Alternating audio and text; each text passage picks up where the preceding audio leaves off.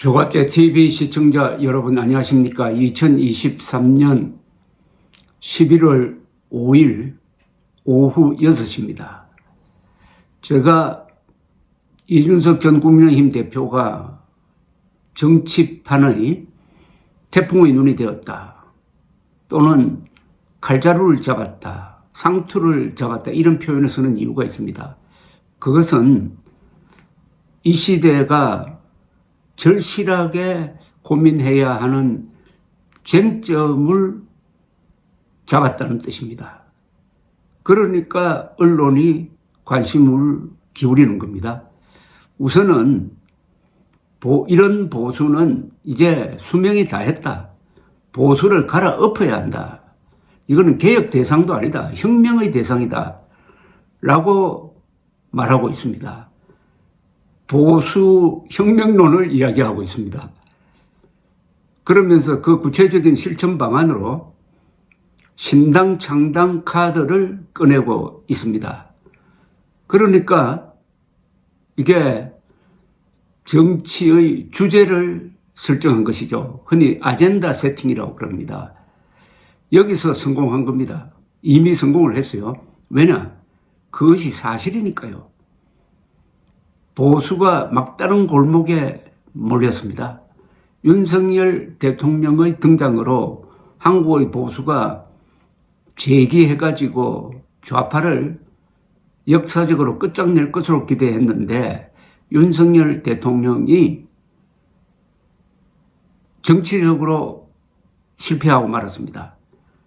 안보, 외교, 법치를 세우는 면에서는 괄목할 만한 성공을 거두었습니다. 그러나 정치적으로 실패했습니다. 이게 중요합니다. 어떻게 보면은 정치를 뺀 국정 운영에서는 성공한 면이 있습니다. 그러나 정치적으로 실패하면 선거에서 져가지고 그 성과를 무효로 만들어버릴 가능성이 높습니다. 그래서 제가 계속 주장하는 바 정치에서 실패하면 다른 성공도 다 날아가 버린다. 그런데 윤석열 대통령은 정치에서 실패했습니다. 제가 윤석열 대통령이 정치적으로 실패했다고 하면은 제가 사례를 3개를 듭니다. 첫째는 대통령 당선자 시절에 청와대에서 대통령실을 빼내가지고 국방부로 옮기는 과정에서 너무나 무리가 많았습니다. 너무나 독단적이었습니다. 그리고 그 청와대에서 오랫동안 국정 운영을 고민했던 전직 대통령들을 제왕적 권력이라고 사잡아 매도를 하고 말았습니다. 두 번째는 이준석 전 대표를 몰아내는 과정이 비민주적이었습니다.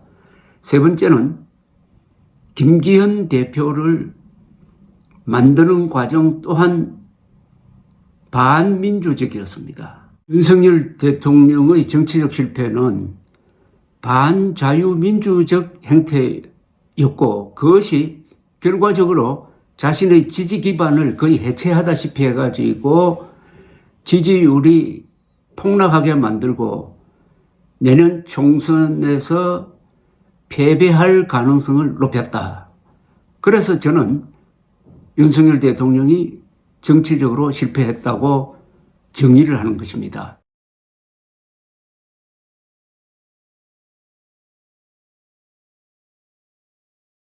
이준석 전 대표는 정치에서 실패한 이 점이 바로 보수의 몰락을 가져오고 있다라는 문제의식을 갖고 있는 겁니다. 보수가 이제 생명이 다했다.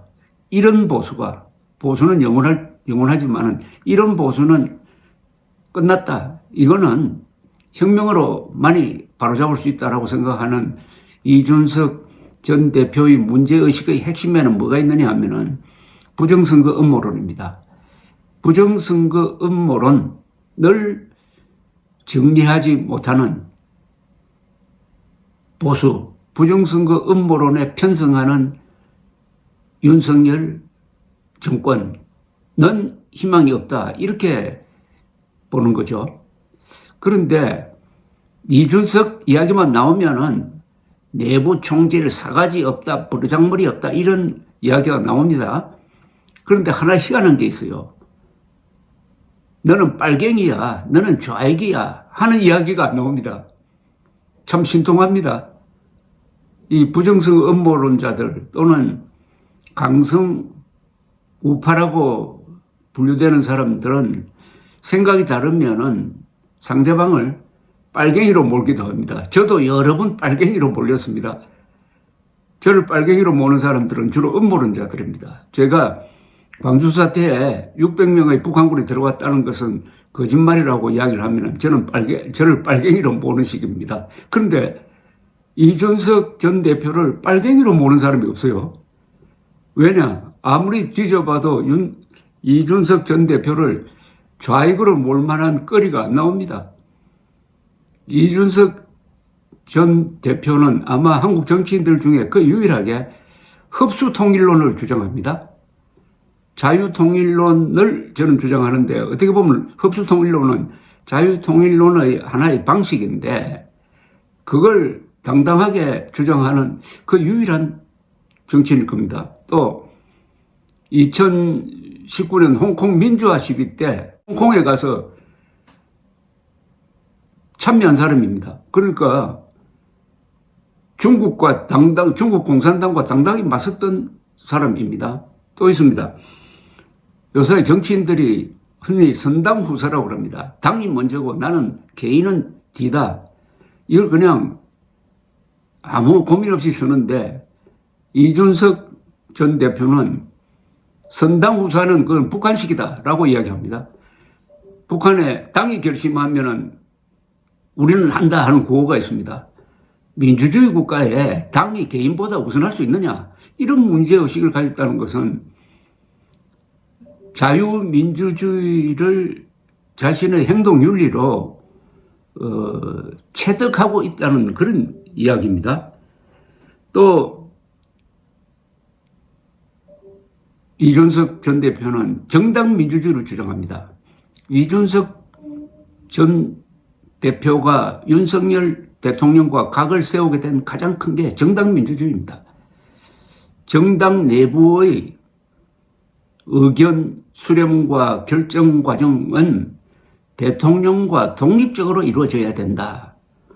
정당이 대통령의 합수기관이 되어서는 안 된다 하는 생각을 정당 민주주의로 표현하고 있는데 이 정당 민주주의야말로 자유민주주의 정치의 가장 핵심입니다. 그런데 이 정당 민주주의에 자신의 정치적 생명을 걸고 싸운 사람은 제 기억으로는 이준석 전 대표밖에 없습니다.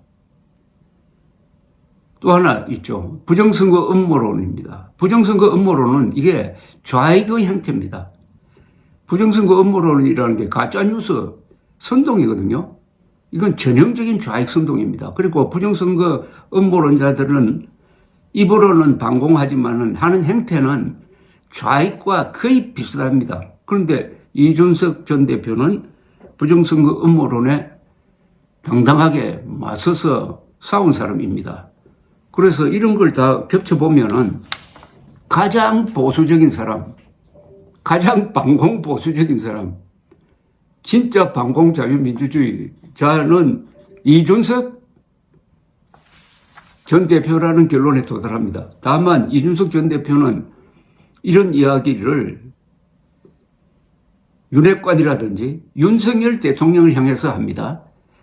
그러니까 일부 보수 세력은, 주로 나이가 많은 보수 세력은 버릇 없다, 어른한테 그래서 해야 되느냐 하는 이런 가부장적 관점에서 비판을 합니다. 가부장적 관점이라는 것은 자유민주주의와 조금 맞지 않는 거죠. 그래서 앞으로 제가 이준석 전 대표가 지금 기치를 든 이 보수혁명론에 대해서 조갑제 TV를 통해서 계속 토론의 장을 마련하려고 합니다. 그 토론은 어떻게 이루어지느냐? 여러분들 제가 설명한 데 대해서 댓글을 남겨주시기 바랍니다. 원래 조갑제 TV 동영상에 붙은 댓글은 수준이 높습니다.